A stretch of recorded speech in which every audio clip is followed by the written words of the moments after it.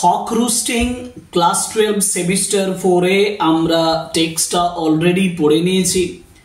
আর টেক্সটটা অলরেডি পড়ে নেওয়ার পরে যেটা আজকের ক্লাসে আমি তোমাদের জন্য করতে যাচ্ছি সেটা হচ্ছে শর্ট অ্যান্সার টাইপ কোয়েশ্চেন্স। আর শর্ট অ্যান্সার টাইপ কোয়েশ্চেন্স আমরা ডাফ এন্ড দত্তের কোয়েশ্চেন বাঞ্চে যে কোয়েশ্চেনগুলো দেওয়া আছে সেগুলো আলোচনা করব। আমরা বিভিন্ন কোয়েশ্চেন ব্যাংক ধরে এসএকিউ আলোচনা করব এবং ফাইনালি আমরা সাজেশনের দিকে যাব এবং কমপ্লিট টেক্সটটা থেকে সবথেকে গুরুত্বপূর্ণ প্রশ্ন আলোচনা করব। প্রথমেই সাজেশন করার প্রয়োজন নেই, কারণ প্রথমে তুমি যদি সাজেশন করো তাহলে তুমি যে টেক্সটটা পড়লে সেই টেক্সটটা পড়ার তোমার কাছে কোনো গুরুত্ব থাকবে না। টেক্সটটা যেহেতু তুমি ভালোভাবে পড়ে নিয়েছো সেহেতু তোমার কাছে সবথেকে গুরুত্বপূর্ণ যে বিষয়টা প্রথমে আসবে সেটা হচ্ছে যে ইন ডিটেল কিছু শর্ট অ্যান্সার টাইপ কোয়েশ্চেন করা, যার জন্য ডাফ এন্ড দত্তের question bunch will be the most important for you. যাই হোক, আজকের class SAQ from Hawk Roasting, and this is for the students of semester 4 class 12 WBCHSE.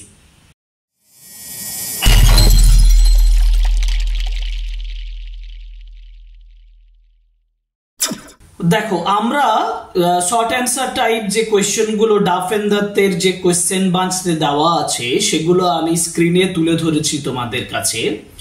First question যেটা বলা আছে সেটা হচ্ছে what does the poem Hawk Roosting emphasise upon. তো এটার মানে হচ্ছে যে হক রুস্টিং কবিতাটা কোন বিষয়ের উপরে জোর দিয়েছে। এমফেসাইজ করা মানে হচ্ছে জোর দেওয়া।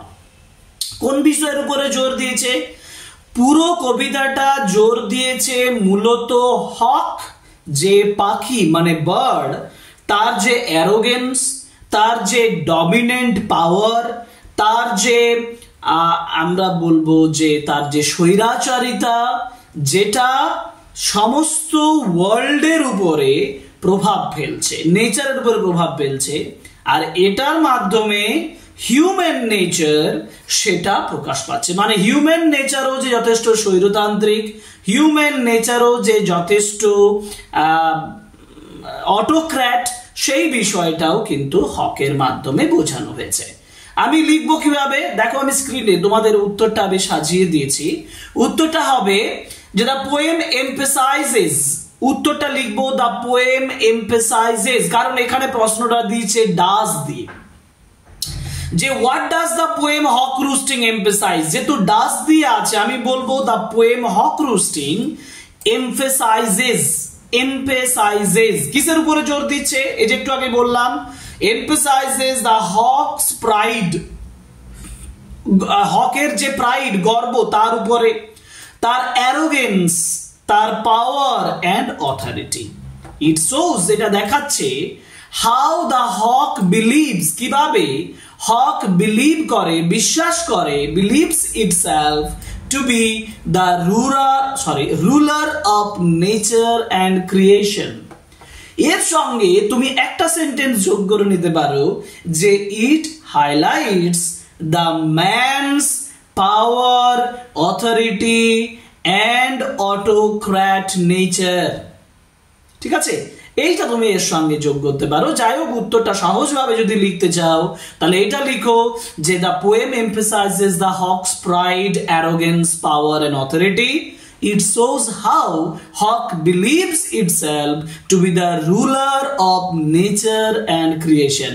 এই সম্পূর্ণ প্রকৃতি, সম্পূর্ণ ক্রিয়েশনের কিভাবে সে রুলার হিসাবে নিজেকে মনে করছে সেটাই এই কবিতাতে জোর দেওয়া হচ্ছে।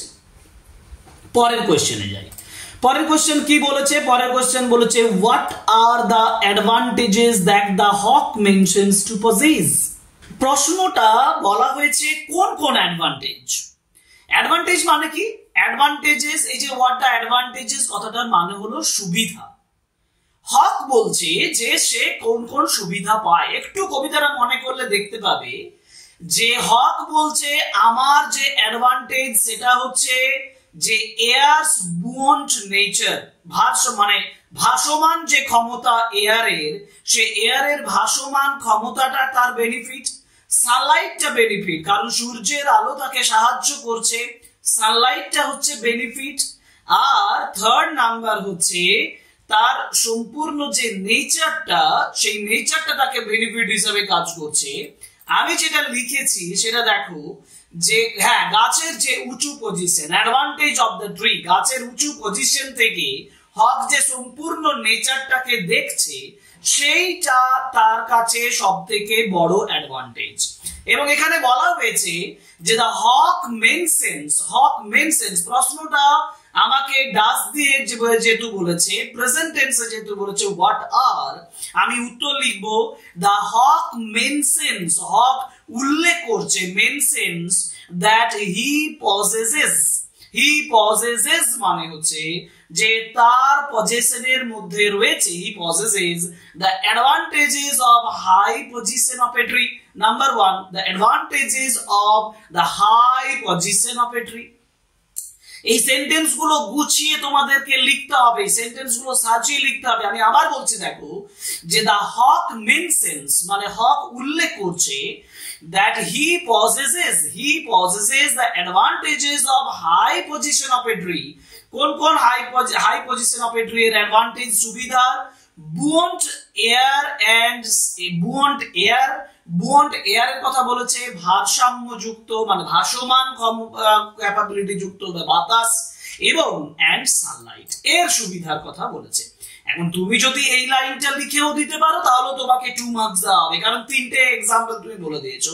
আমি জাস্ট তোমার সেফটির জন্য, তোমার উত্তরটা আরো ভালো স্ট্যান্ডার্ড হওয়ার জন্য বলছি, তুমি এটা লিখে দেবে যে the earths face turns upward for his inspection. পৃথিবীর মুখটা তার দিকে তাকিয়ে আছে। The earths face turns upward for his inspection and it shows his control over everything. এটা দেখায় যে সমস্ত কিছুর উপরে তার কন্ট্রোল রয়েছে। That is question number 2, what are the advantages, কোন সুবিধাগুলো যেগুলো হক মেনশন করছে যে তার আছে। ওকে, এবার যাব কোয়েশ্চেন নাম্বার 3। কোয়েশ্চেন নাম্বার 3 তে যে প্রশ্নটা দিয়েছে সেটা হচ্ছে why does the hawk state, হক কেন বলছে that his life is very convenient, his life is very beneficial, his life is very advantageous, সুবিধাযুক্ত তার জীবন, এটা হক কেন বলছে? The hawk finds life convenient, শুরুতেই এটা বলবো যে the হকটা finds খুঁজে পায়, finds life convenient হিসাবে খুঁজে পাচ্ছে, because কারণ নেচার তাকে সাপোর্ট করে, নেচার তাকে সাপোর্টস করে সম্পূর্ণভাবে, because nature supports him fully, প্রকৃতি তাকে সম্পূর্ণ সাপোর্ট করে। তারপরে the air, trees and sunlight, যেটা আমি আগে এটা বললাম অ্যাডভান্টেজিয়াস যেটা বলেছি, the air, trees and the sunlight all serve his comfort, all help him, সবাই তাকে সাহায্য করে আরো সহজভাবে, all help him and make hunting easier, তার শিকার করাটাকে আরো বেশি করে সহজ করে তোলে, make hunting easier। ওকে, পরের প্রশ্ন হচ্ছে question number 4, how does hawk mock the god his creator, ভগবানকে পর্যন্ত, গডকে পর্যন্ত সে কি করছে? মক করছে, বিদ্রূপ করছে। কেন বিদ্রূপ করছে? দুটো জিনিস বলছে, কারণ তিনি বলছেন মানে হক বলছে দ্য হোল ক্রিয়েশন, সম্পূর্ণ ক্রিয়েশনটা, হোল ক্রিয়েশন বিকামস বিজি, ব্যস্ত হয়ে পড়ে, to create, to produce his hooked feet, তার hooked feet and hooked beak, তাই না?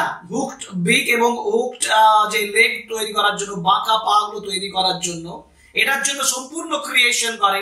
and he keeps the entire creation, তার এন্টায়ার ক্রিয়েশনটাকে he keeps বা he holds the entire creation in his feet, তার পায়ের নিচে রাখে।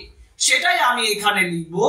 আনসারটা দেখে নি, the hawk mocks God, the hawk mocks, M-O-C-K-S, mocks মানে বিদ্রূপ করা, the hawk mocks God as he claimed, যেহেতু সে claimed করছে, আমি এখানে claims যে জায়গায় claims ও করতে পারি, as he claims complete control over life and death.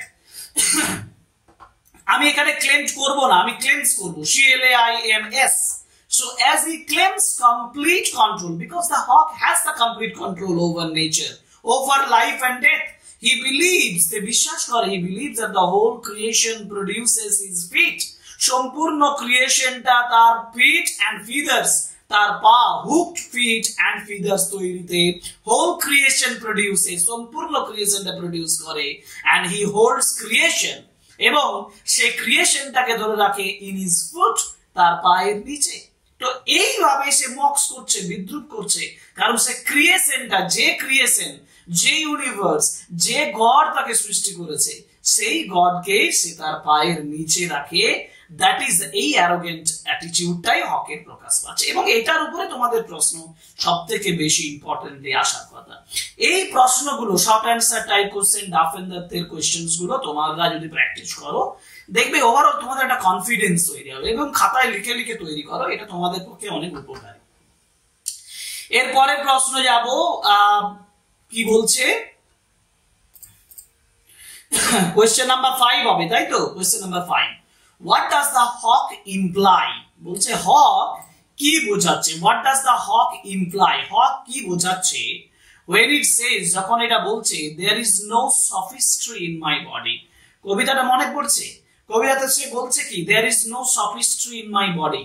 sophistry কথাটার মানে হচ্ছে not straight forward, মানে সে এই কথাটার মাধ্যমে বোঝাতে চাইছে যে I am quite straight forward, আমি যথেষ্ট straight forward, and I am not used to be influenced by any kind of deceit,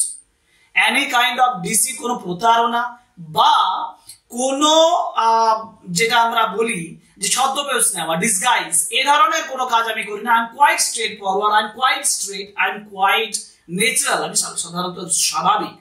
এবং যেটা মানুষের সঙ্গে তুলনা করেছে, যে মানুষ সাধারণত অনেক মিথ্যে আশ্রয় নেয়, অনেক ছদ্মবেশ নেয়, অনেক কিছু ভিতরে চেপে রাখে, অনেক ডিসিট এর অবলম্বন করে, সেটা কিন্তু হক নয়। হক কোয়াইট স্ট্রেট ফরওয়ার্ড, এটাই বোঝাতে চেয়েছে। আমি যদি উত্তর লিখি না, যে hawk implies that he is quite straight forward, যে সে যথেষ্ট স্ট্রেট ফরওয়ার্ড, সেটা লিখলেই এটার মার্কস তুমি পেয়ে যাবে। আচ্ছা, উত্তরটা দেখে নি। উত্তরটা আমি সাজিয়েছি, the hawk means that বসাতে পারো, নাও বসাতে পারো, কোনো অসুবিধা নেই, দ্যাটটা উজ্জ্ব থেকে যাবে। the hawk means he is straight forward, দেখো আমি যেটা বললাম, he is straight forward and pure in his instincts, ইনস্টিংক্টের দিক থেকে, অন্তর্নিহিত নিজের মানসিকতার দিক থেকে সে যথেষ্ট পিওর এবং যথেষ্ট straight forward. So he is straight forward and pure in his instincts, তার ইনস্টিংক্টের দিক থেকে সে যথেষ্ট স্ট্রেট ফরওয়ার্ড এবং যথেষ্ট pure. And there is no deceit, এই যে বললাম deceit মানে প্রতারণা, deceit or weakness, কোনো দুর্বলতা তার মধ্যে নেই। there is no deceit, no weakness, his actions are honest, তার কাজগুলো সৎ, honest, natural, স্বাভাবিক and powerful, easily। আমি কি বললাম, hawk means that he is quite straightforward and pure in his instincts, there is no deceit and no weakness, his actions are honest, natural and powerful। তুমি এখানে weakness এর পরে full stop দিয়ে দাও, এটা আলাদা করে শুরু করো যে his actions are honest, natural and powerful। ওকে, পরে প্রশ্ন দিয়েছে question number 6, what does hawk mean by, হক কি বোঝাতে চাইছে by now I hold creation in my foot? He actually wants to mock the power of the creation, ক্রিয়েশনটাকে সে কি করছে, তাকে বিদ্রূপ করছে। আমি বলছি the hawk means he has complete power over life and nature। Number 1, এই সেন্টেন্স গুলো ভালোভাবে লিখে তৈরি করো। দেখো পরীক্ষার সময় লং কোশ্চেন, এসে কিউ সবেতেই তোমার কাজে লাগবে। the hawk means he has complete power over life and nature, life এবং নেচারের উপরে তার কমপ্লিট পাওয়ার রয়েছে। and by holding creation in his foot, তার পায়ের নিচে তার পায়ের নিচে ক্রিয়েশনটাকে রেখে he proudly declares his dominance control, আরেকটার সঙ্গে যোগ করবো হিজ ডমিনেন্স, তার ডমিনেশনটাকে দেখানো হচ্ছে, and control and arrogance, তার অ্যারোগেন্সটাকে বোঝানো হচ্ছে এই যে লাইনটার মাধ্যমে যে I keep the whole creation in my foot. Next question. Question number 7. What is the central theme of the poem Hawk Roosting? এই হক রুস্টিং কবিতার সেন্ট্রাল থিম হচ্ছে যে হকের অ্যারোগেন্স, হকের পাওয়ারফুল, হকের arrogant, powerful and dominant nature, এটাই central theme, and it also indicates the power and the dominance of some class of people in society. এটাও তুমি এর সঙ্গে যোগ করতে পারো। আমি লিখেছি যে the poem central theme is power and arrogance. Yes, the central theme of the poem is power and arrogance. It shows, এটা দেখায়, it shows the hawk's belief, এটা দেখায় হকের যে believe in it supreme authority, এটা হকের supreme অথরিটিকে, অথরিটির উপর যে বিলিভ, যে বিশ্বাস, সেটা দেখায়, symbolising pride, control and the natural instinct to rule. এই তার প্রাইড, তার কন্ট্রোল এবং তার ন্যাচারাল ইনস্টিংক্ট রুল করার ক্ষেত্রে সেটা এই কবিতায় প্রকাশ পায়। যদি জটিল লাগে তুমি প্রথম দুটো সেন্টেন্স লেখো, একটা হচ্ছে the poem central theme is power and arrogance, number 1 full stop, তারপরে দাও it shows the hawk's belief in its supreme authority and power and dominance. Okay, এটা বলে ছেড়ে দাও। পরের question, 8 number question, explain the physical capability of the hawk. এইটা সাধারণত কিছুটা তোমাকে লিখতে হবে টেক্সট থেকে, কিছুটা লিখতে হবে নিজের থেকে, কারণ তোমাকে বলেছে explain the physical capability of the hawk. হকের যদি ফিজিক্যাল ক্যাপাবিলিটি লিখতে হয় তাহলে লিখবে এইভাবে, the hawk has a hooked beak, হকের একটা বাঁকা ঠোঁট আছে, hooked feet, বাঁকা পা রয়েছে, and powerful wings with feathers, with feathers টা দেইনি, with feathers, powerful wings মানে feathers বলতে উইংসটাকেই বোঝানো হয়েছে, and these give it strength, এটা তাকে যথেষ্ট স্ট্রেংথ দেয়, to hunt, শিকার করার জন্য, fly high, উঁচুতে ওড়ার জন্য, and dominate other creatures in nature, প্রকৃতিতে অন্য যে ক্রিয়েচার্স, অন্য যে জন্তু তাদের উপরে ডমিনেট করার একটা পাওয়ার তাকে দেয়। এটাই হচ্ছে হকের ফিজিক্যাল ক্যাপাবিলিটি। আচ্ছা, তাহলে এটা হলো, এরপরে যাব কোশ্চেন নাম্বার 9। আমরা এই যে ক্লাসটাতে মোট 16টা কোশ্চেন আলোচনা করব, কারণ মোট 37 কোশ্চেনস আছে ডাফেন্দারদের বইতে। সেই 37 কোশ্চেনের মধ্যে আমরা 8 মানে আজকে 16 কোশ্চেনস আলোচনা করব। কোশ্চেন নাম্বার 9 এ চলে যাই। 9 এ বলেছে what language does the hawk interpret its thoughts in the poem. এটা অতটা গুরুত্বপূর্ণ নয়, কিন্তু এটা ল্যাঙ্গুয়েজ কি, ল্যাঙ্গুয়েজটা হচ্ছে the language of power and dominance. এটাই লিখবো, the hawk interprets its thoughts in the language of power and dominance. Its words express pride, self-confidence and complete control over nature. আমি আবার বলছি, hawk interprets its thoughts in the language of power and dominance. Its words express pride, self-confidence and মানে এর কথাগুলো বোঝায় তার গর্ব, তার self confidence and complete control over nature.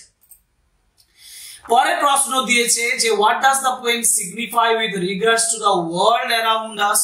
Yes, এই কবিতাটা কোন দিক থেকে আমাদের পাশাপাশি যে ওয়ার্ল্ড, পৃথিবী, সেটাকে বোঝানো হয়েছে, মানে আমাদের পাশাপাশি পৃথিবীটাকে কেমন ভাবে বুঝিয়েছে। The poem reflects the arrogance and destructive power of humanity. হ্যাঁ, আমাদের চারপাশের পৃথিবী হচ্ছে। Hawk represents the dominant powers of cruel persons.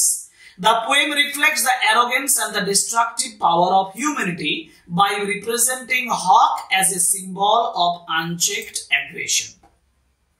It also signifies that power and domination exist everywhere in nature and society. এটাও বোঝায় প্রকৃতি এবং সমাজে এরকম পাওয়ার এন্ড ডমিনেশন অবস্থান করে, তারা থাকে। ঠিক আছে, আচ্ছা, এরপরে there is no sophistry in my body, এটা আমি একটু আগেই আলোচনা করেছি, যেখানে হক স্ট্রেট ফরওয়ার্ড এর কথাটা বলছে যে does the poet suggest something through the statement, এই স্টেটমেন্টের মাধ্যমে অথর কি কিছু বোঝাতে চেয়েছেন, এটাও অতটা ইম্পর্টেন্ট নয়, তবু আমি লিখে দিয়েছি দেখো, yes the poet suggest that the nature is direct and honest in his actions. Yes, the nature is direct, nature সরাসরি এবং সৎ তার কাজে, কারণ হক রিপ্রেজেন্টস নেচার, হক নেচারকে রিপ্রেজেন্ট করছে।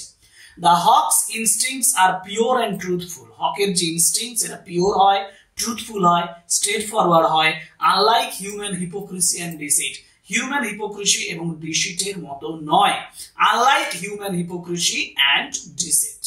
ওকে ওকে, পরের question, how is the hawk different from a human speaker, যেটা আমি এখানে বললাম সেটাই, যে হিউম্যান স্পিকারের থেকে হক কিভাবে আলাদা।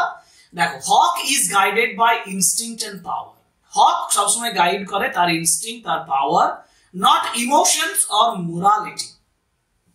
হকের মধ্যে ইমোশন কাজ করে না, হকের মধ্যে মোরালিটি কাজ করে না, তাহলে hawk is guided by instinct and power, not emotions or morality. Humans think, মানুষেরা মনে করে, এন্ড ডাউট, সন্দেহ করে, but the hawk acts confidently without hesitations or guilt, কোনো হেজিটেশন, কোনো ইতস্তত, কোনো গিল্ট, কোনো দোষ মানসিকতা বাদ দিয়েই হক কিন্তু কনফিডেন্টলি, অত্যন্ত নির্ভরযোগ্যভাবে, বিশ্বাসের সঙ্গে সে কিন্তু কি করে, কাজটা করে। ঠিক আছে, ওকে। আচ্ছা, পরের প্রশ্ন যাই। পরের প্রশ্ন মানে কোনটা হবে? পরের প্রশ্ন হবে what is the attitude of hawk, হকের অ্যাটিটিউডটা কি? অ্যারোগেন্স অ্যাটিটিউড, ডিস্ট্রাকটিভ অ্যাটিটিউড, তাই না? পাওয়ার অফ ডমিনেশন যেটাকে বলা হচ্ছে, এই যে হকের যে attitude, the hawk's attitude is proud, confident and dominating.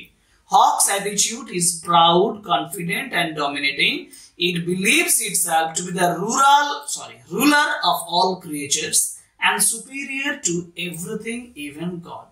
It shows that he is the ruler of all creatures and he is superior to everything, even he is superior to God. এটাই বোঝানো হয়েছে। পরেরটা হচ্ছে the hawk sounds arrogant. Discuss the statement. একই repeat কয়েকটা sentence আগের করে নিলেই এটা হয়ে যাবে। দেখো, বলেছে yes, hawk sounds arrogant because it boasts of because it thinks it has total control over life and death. It believes that nothing can challenge its authority or perfection. কোনো কিছুই এই অথরিটি এবং পারফেকশনটাকে কি করতে পারবে না, চ্যালেঞ্জ করতে পারবে না। হয়েছে? এটা সহজ, এটা এগুলো একটু লিখে লিখে প্র্যাকটিস করো, দেখবে তুমি খুব সহজেই বুঝতে পারছো। সহজভাবেই আমি লিখে দিচ্ছি, কিন্তু এই কোশ্চেনগুলো অনেকটা রিপিটেটিভ ওয়েতে আসছে, মানে একটা উত্তর লিখে দিলে তুমি দেখবে বাকি উত্তরগুলো তুমি সেখান থেকে সহজেই লিখতে পারবে। প্রশ্ন হচ্ছে what does the hawk declare, hawk কি ডিক্লেয়ার করছে? আচ্ছা, hawk declares that everything in nature exist for its benefit. Hawk declares করছে যে everything in nature is for its benefit, যে তার সুবিধার জন্য সমস্ত নেচার রয়েছে। It will keep things as they are, হ্যাঁ, he will not change anything in nature, he will not let anything change in nature, প্রকৃতিতে কোনো কিছু পরিবর্তন হতে দেবে না। It shows its prides and believe in power, তার গর্ব এবং তার ক্ষমতার উপরে তার যে বিশ্বাস, সেটা এখানে প্রকাশ পাচ্ছে। It will keep things as they are. এই যে বলছি, it will keep things as they are. Okay? And it shows its power and belief in power. এই pride and belief in its power. ঠিক আছে? এটাই হক ডিক্লেয়ার করছে। এক কথায় মূল কথা হচ্ছে he will not let change anything in nature. Okay? পরের প্রশ্নটা হচ্ছে যে what is on the ending note of the poem Hawk Roosting. Hawk Roosting এর এন্ডিং পোয়েম ওটাই যে he finds that everything is like before. The poem ends with the hawk's claim that nothing has changed, কোনো কিছুই change হয়নি, or will change. Nothing has changed and nothing will change, কোনো কিছু পরিবর্তন হয়নি এবং হবেও না। ইট শোজ, এটা দেখায় হিজ অ্যারোগেন্স, তার অ্যারোগেন্সটা বোঝায়, and believe in eternal control and superiority, তার ইটারনাল কন্ট্রোল, চিরন্তন যে কন্ট্রোল, এবং তার যে সুপিরিয়রিটি, তার যে উন্নত বাকিদের থেকে, সেটা এখানে প্রকাশ পাচ্ছে। আমরা আলোচনা করলাম 16 questions from Duff and Duck question bunch SAQ from hawk roosting and for the students of class 12 semester 4. এই 16টা কোশ্চেনের পরে আমাদের পরের ক্লাসটাতেও চোখ রাখো, কারণ বাকি যে 37টা কোশ্চেনের মধ্যে বাকি যে কোশ্চেনগুলো 16 এর পর থেকে 17 থেকে 37 কোশ্চেনস আমরা আলোচনা করব। তোমাদের এই ক্লাসগুলো কেমন লাগছে সেটা ফিডব্যাক আকারে কমেন্ট বক্সে অবশ্যই জানাবে, লাইক করবে, কমেন্ট করবে, শেয়ার করবে এই আশা করি। আর অতি অবশ্যই সাবস্ক্রাইব করবে আমাদের চ্যানেল, কারণ আমি আবার বলছি তোমাদের কমপ্লিট প্রিপারেশনের জন্য আমার চ্যানেল সবসময় তোমাদের পাশে আছে এবং থাকবে। ওকে, সো আজকে ক্লাস এখানেই শেষ করছি। Thank you very much, good by.